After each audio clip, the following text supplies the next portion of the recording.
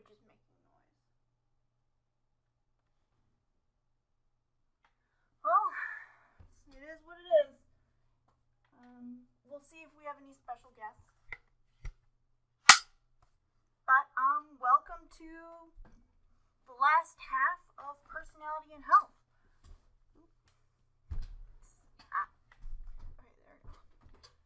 There we go. Great. Sorry. Everything is moving. Okay. We'll see if we can get a special guest. This tree jar is on its last legs. It actually has a crack in it. Fun fact. I don't know how well you... Oh, we have a cat. Hello. Hi. This is the one that doesn't really eat treats. Tooks, come here. Come here.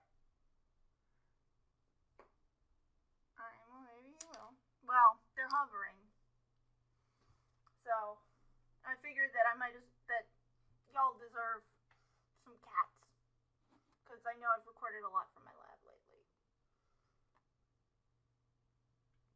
Is he gonna eat it? Probably not. What?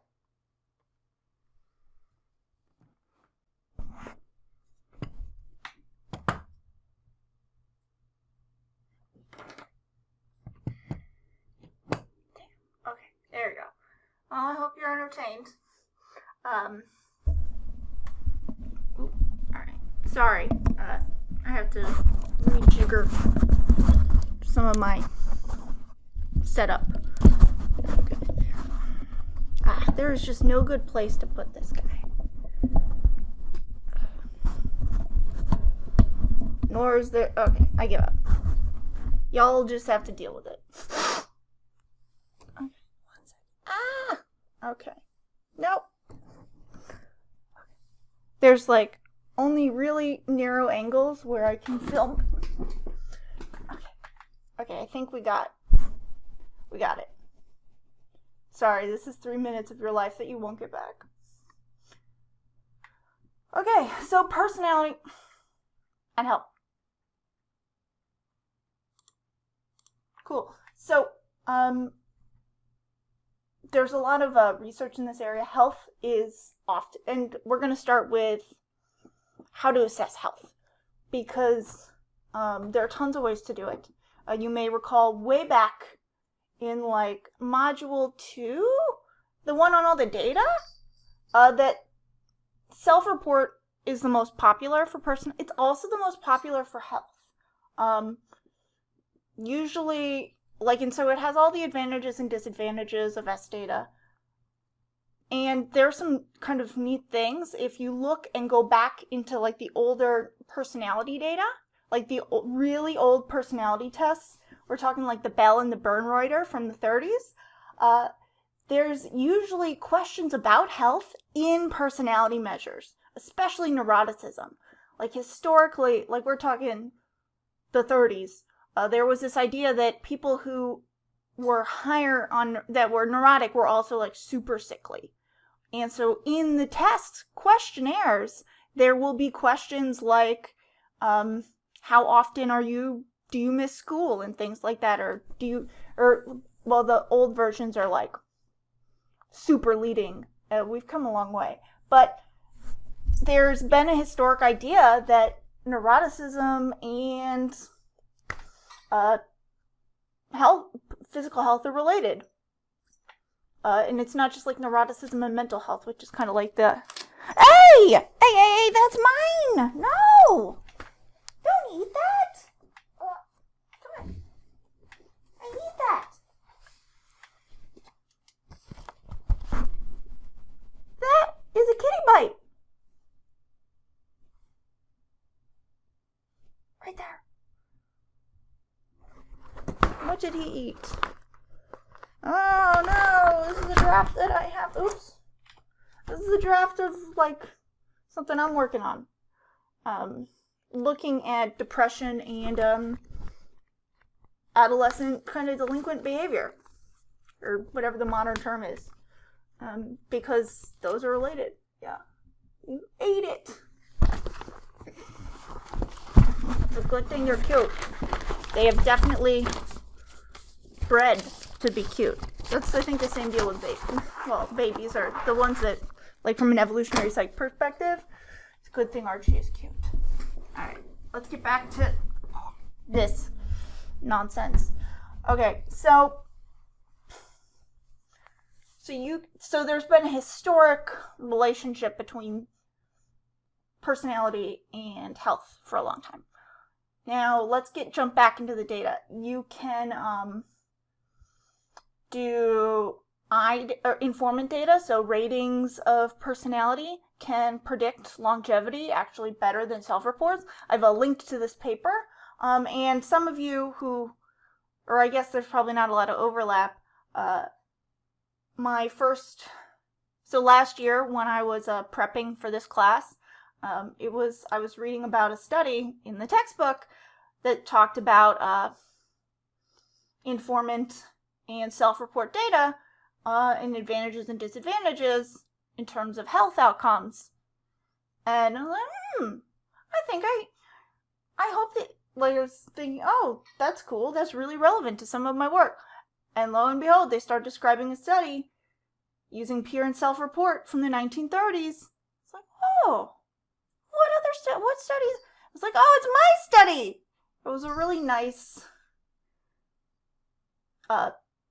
surprise that I shared with way too many people, because it made me feel like I was actually like an adult and a professor and whatnot. So, but backing up.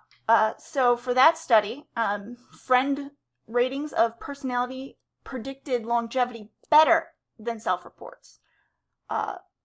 For that study in particular, for men, conscientiousness and openness were predictive, while emotional stability and agreeableness were predictive for women. There was some, like, facet level information that I found really fascinating. When you actually looked at the data, the openness didn't predict in women until you broke it down by its two big components. So openness for culture didn't really do shit. It was moderately predictive. So, like, it was suggestive that women who were more cultured lived longer, but those that refused to conform to society lived less long, so they died younger, which ended up being, like, so those two kind of components canceled out, leading to openness not predicting in women. And I think that's very much a cohort thing.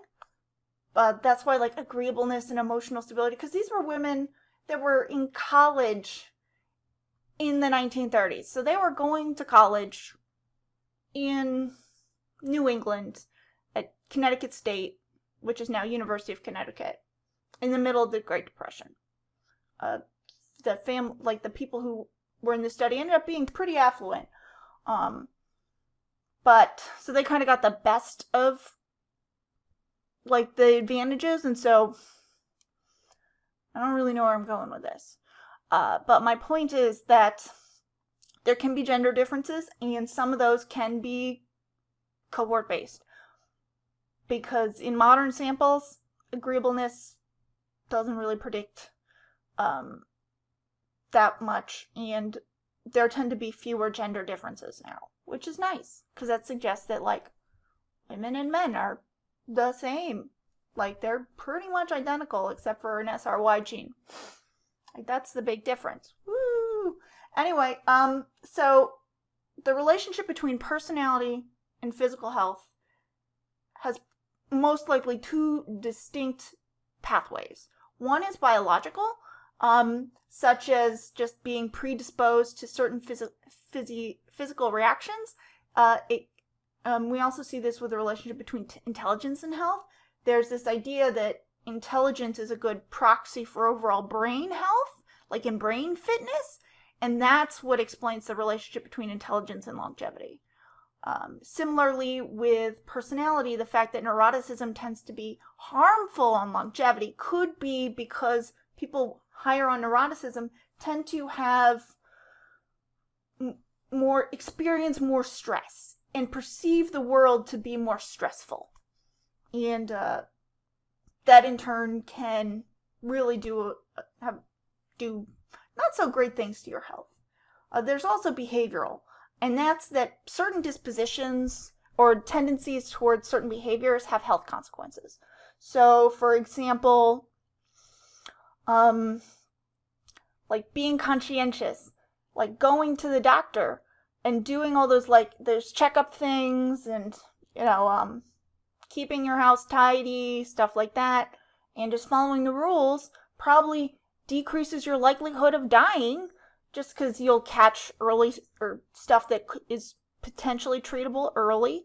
You're less likely to have arsenic floating around. Oh, that's 19th century, but things like that. Openness, you're more likely to try new things, like maybe you try out yoga and you find out you like it, or so you're just more willing to try stuff, and the stuff that works you keep. Similarly, with a relationship between health and intelligence, it's for the most part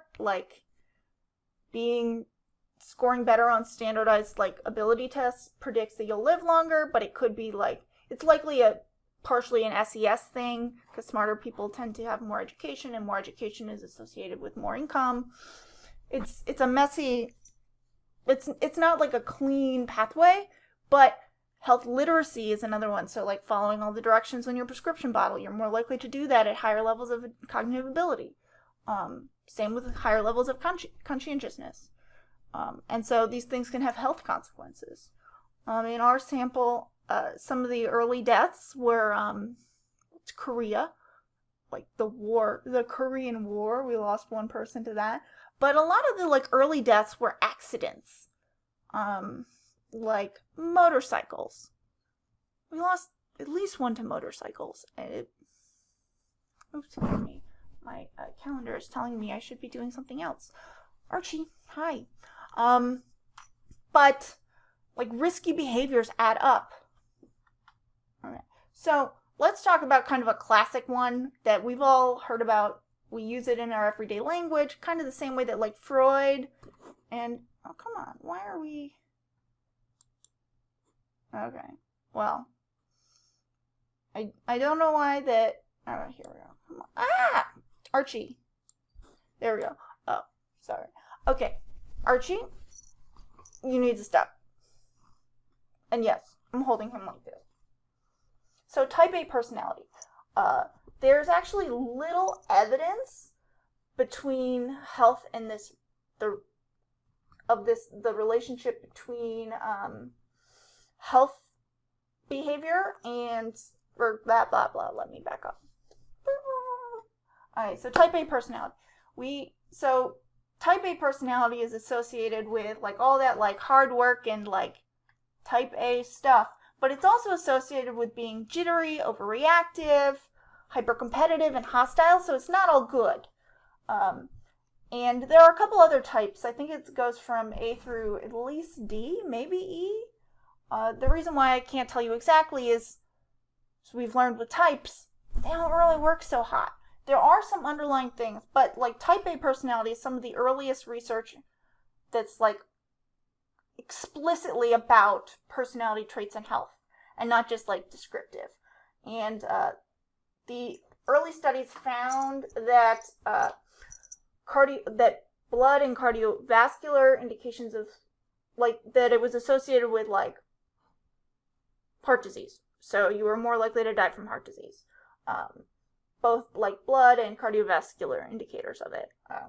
There's actually little evidence of this link. And the same with the reverse. It doesn't seem that good heart health is associated with the not type A-ness. Now there is a kernel of truth here. So hostility is related to stress in the physical system, but ambition and hard work are not risk factors. Archie, please. I think, okay, he really wants to be petted.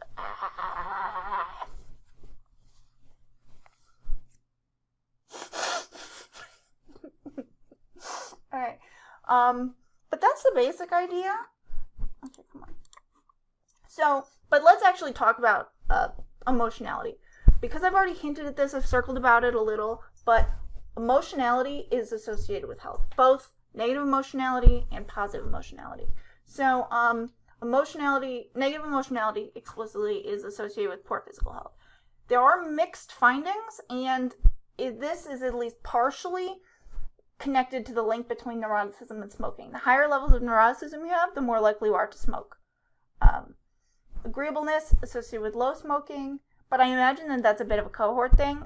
My guess is that, like, prior to all the anti-cigarette kerfuffle, so like prior to the 60s, my guess is that agreeable people were more likely to smoke, to, value social harmony because everybody was smoking. But, all right, let's back up. So the relationship here is unlikely to be direct between, like, negative emotionality and health. So it could be that negative emotion causes illness, or that illness causes negative emotion. In some longitudinal work, we as in the field, not me specifically, found that health affects emotional experience, but emotional experience doesn't seem to affect health. And interestingly, treatment for mental health seems to lower coronary heart disease events, but it doesn't affect the actual death rate overall, although treatment within certain populations makes a huge difference. All right. But the point I'm trying to make is that the relationship is pretty complicated. There are some backing up. Positive emotionality does seem to have some longevity benefits. It's a little bit inconsistent. All right, next slide, please. Come on. Okay, conscientiousness. This one, super, super clear. Super unambiguous. It is related to behaviors that make good health more likely. So just persistence, self-control, long-term planning, and that long-term planning is protective of health. You're less likely to do drugs, or at least drugs that seem to have long-term negative consequences. It's related to higher quality life, longer life, because you can have a long life without with it being like shitty, but like your quality life. So, but okay, let's just keep going. So, it's also related to socioeconomic status and employment. Because, so for example, unemployment seems to have negative implications for health, probably because, well, you have less money. So you can't really spend it on healthcare. And so there's lots of mechanisms here. Like it's not just like one pathway. There's lots of pathways between conscientiousness and physical health. Archie is Archie. Hi. You done? You done? Maybe? He is just the most curious and outgoing cat ever. Okay. So, prospects for improving health. You may notice that some of this clip art, mask wearing. Mask wearing is, dates this video a bit. But, mask wearing is associated with being less likely to get sick with various diseases, as well as you're less likely to spread it to others. So minor things like wearing a mask all the way and covering your nose versus what this lady is doing it's a photo shoot. So there's no one around her except that those people in the car and the camera. But my point is, let's just jump back. Responsible behavior has benefits to both you and those around you. Actually, conscientiousness seems to be also associated with spouse health. So if you have a more conscientious spouse, you'll probably live longer. Archie, please. Okay. I'm just gonna hold him because he's, I don't know what, okay, Archie wants to be petted with my hand that is on the mouse. So here's some prospects for improving health. Often these involve some aspect of changing personality. So increasing positive emotionality, so therapy is helpful, and small small deliberate actions to improve your conscientiousness, not just like aspiring to be more conscientious, but like those little behaviors, so that personality change stuff really makes a difference. Like, and there's some really direct routes that I would recommend, like don't smoke, and if you do smoke, maybe smoke a little less. Exercise more, promote engagement at work, and being active and productive in old age. So just the general, because when you retire, your health, once you retire, you become less active, regardless of your actual age, and so that seems to be a negative thing. So a job seems to be good, for the most part, is good for your health. Certain jobs, not so good for your health. Thankfully, I can work from home. But yeah. Okay, so, but like the direct routes, obviously better. Like, don't do heroin. Heroin bad for you. No personality trait is gonna like cancel that out. Just don't do it. I'm watching Breaking Bad right now. So yeah. But so those minor things do add up. Now, I want to add one little comment here, and I might have made it other places. So in the study that I did, there are some main effects. So while personality can help, there are some just biological realities. So even the most, so in our study, conscientiousness was was associated with, I think there was like an extra 3 to 6 years. So someone who was a man who, the most conscientious man, still was predicted to, 3 standard deviations, was still predicted to live less long than the most neurotic woman in our sample. And 3 standard deviations. So even with bad health effects, like the fact that women live longer,